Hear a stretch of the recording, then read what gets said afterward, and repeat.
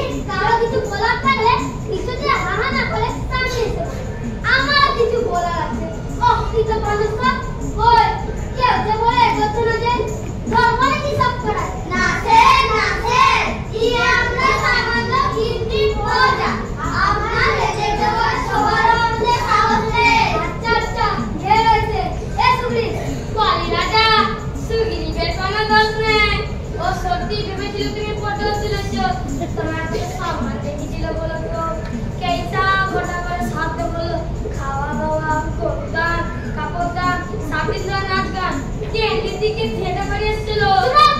আমি বলছি তোরটাই সাথে জানা কেন? কেন প্রতিদিন বলে কি ক্ষতি হবে? কত সব কি বলে দেখো আবার সে কথা তো আজকালই বলছিস।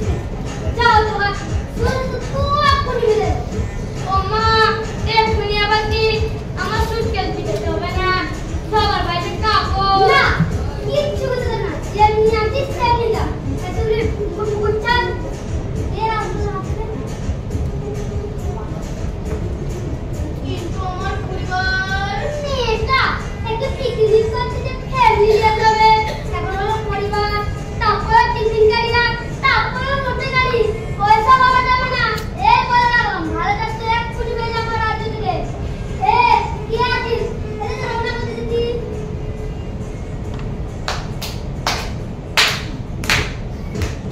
এ কি আছিস একটা সিংহাসনে ঝেড়ে দিতি পাঁচ চালানো করে তারপর কথা লাগলে তুই না যে আমার মুকুর মাথায় দে ঠিক ঠিক ও বড় দাদা এসব কি সত্যি না লাগতো এ লাগতো বুঝি বাচ্চাদের ভয় যে ভয় ঢুকেছিল ও লাগতো সাথে ধরে প্রাণ দাদা হু কি গাধা রে তোরা চল চল চল হু হু হু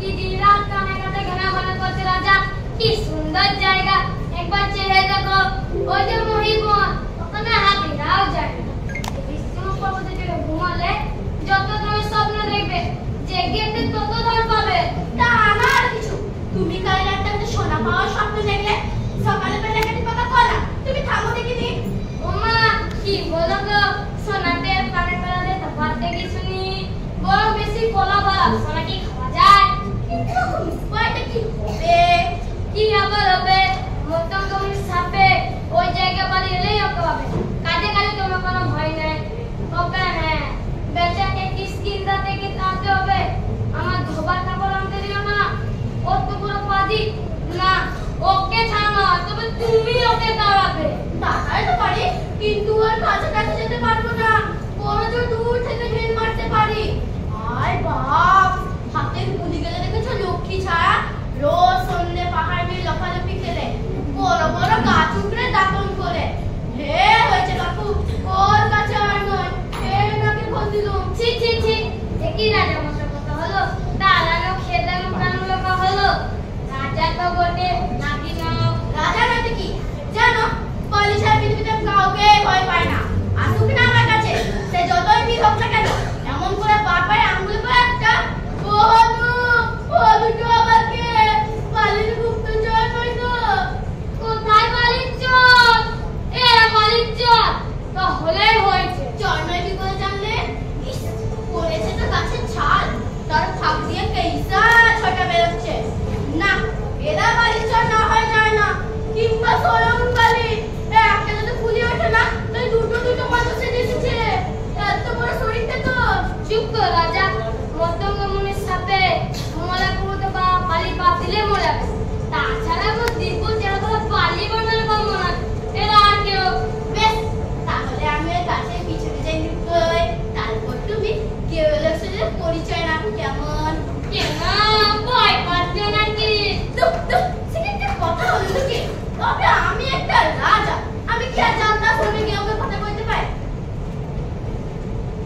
ও মশাইরা আরে কি বলে বাদরটা কে বলতে তোমরা মাথায় জোটা কি হাতে কি খুঁজে তোমরা এখানে কিছু হবে তবে না তবে আমাদের এখানে কিছু নেই রে তুই কে রে ও মা তাও জানো না থাকো কোথায় কিসকিন্দা বালি রাজা আবার সুগ্রীবকে তাই দিচ্ছে সুগ্রীব মনে জুটে বনবাসী তার সঙ্গে আছে আমার দাদা নলেজ ওলা পারি রুটি পাকায় ওলা পারি রুটি পাকায় সুগ্রীবের অনুচর আমাদের তোকে খুঁজছি ও রাজা পালিয়ে যা তোমাদের পাঠিয়েছে বুঝি আশ্চর্য আমি অন্যরকম ভেবেছিলাম পালিয়ে এখানে কোনো সুবিধা করতে পারবো না এ বলে না সে গিয়ে তো একে বানানো মতন গঙ্গেশা সে আশিখানে কথা রে বাপু না না তোমাদের কোনো ভয় নেই আমরা বালির লোক নয় আমরা অযোধ্যা রাজার ছেলে রাম, আমি লক্ষণ, আমরাও বনবাসে আছি। একটা দন্ত রাক্ষস রামের স্ত্রী সীতা দেবীকে চুরি করে নিয়ে গেছে। তাকে খুঁজছি আমরা। দেখেছো তাকে? না না, ঠিক দেখিনি। তবে এখান থেকে রাক্ষসটা তো সমস্যায় যাস, তার খবর পাওয়া খুব একটু শক্ত হবে। আহা, তাই যেন হয়।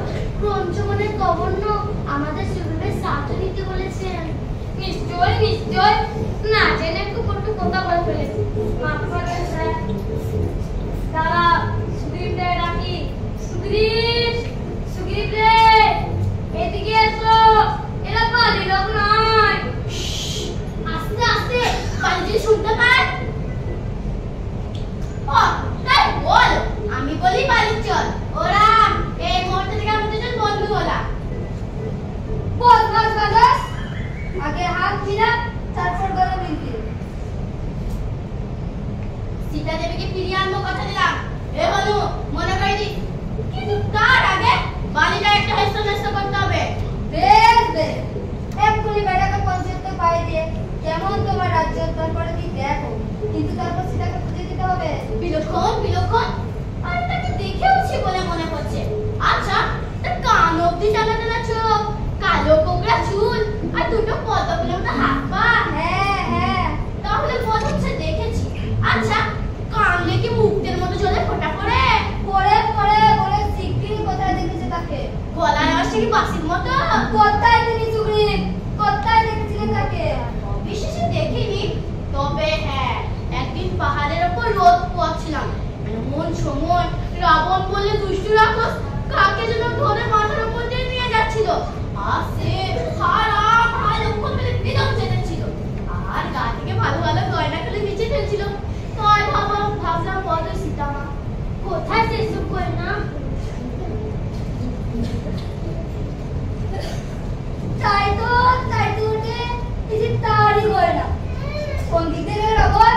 এই রাবণ, চলে তাকে ধরতে হবে। বাবুল নাকি? সে কোন কালে বাসায় পৌঁছে গেছে? দক্ষিণ দিক দিয়ে যাচ্ছিল। তাছাড়া তো চালাকি চলবে না। আগে আমার রাজ্য উদ্ধার কর, তারপর লক্ষ লক্ষ বান্দর সবাই পাঠাবো।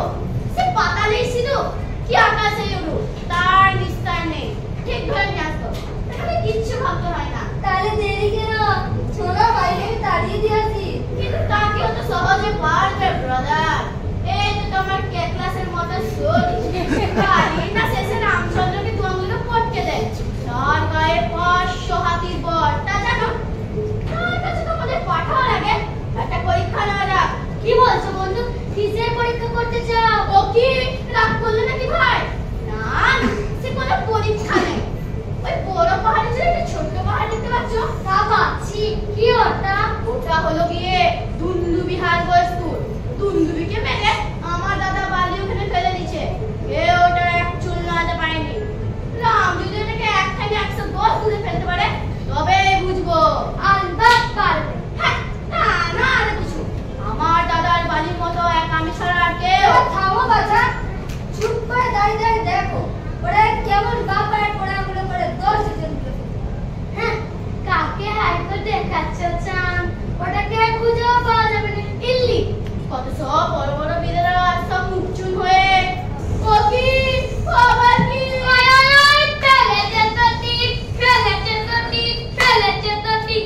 জয় রামের জয়, জয় রামের জয়, জয় রামের জয়। অত নাচের কেন শুনি? ওটা তো নিশ্চয় শুকিয়ে সোলা হয়ে গেছে, তাই ফেলেছে। তাছাড়া তুমি আমার অনুচর না, অন্য লোকে যে বড় জয়গান করছো, লজ্জা করে না? বাপকে ট্রান্সফার নে বসে। আহা, শ্রী ঠ্যাঙ্গে কি শক্তি গো, চাটি চোর রেণু দা বাপ। ইয়ে সুগ্রীব, এবার নিশ্চিন্ত হয়েছে আশা করি। বলছিল নাকি হার জিতে চলে গেছে, তাই পেরেছ। বটে বটে, তাহলে আর কি করতে হবে বলো? রাম, তোমার মতো বাহাদুর আর কে আছে বলো? কালিকা তোমার সঙ্গে পারবে না। তাহলে চলো কিস্কিন্দার, কিস্কিন্দার চলো, কিস্কিন্দার চলো, কিস্কিন্দার চলো, কিস্কিন্দার চলো।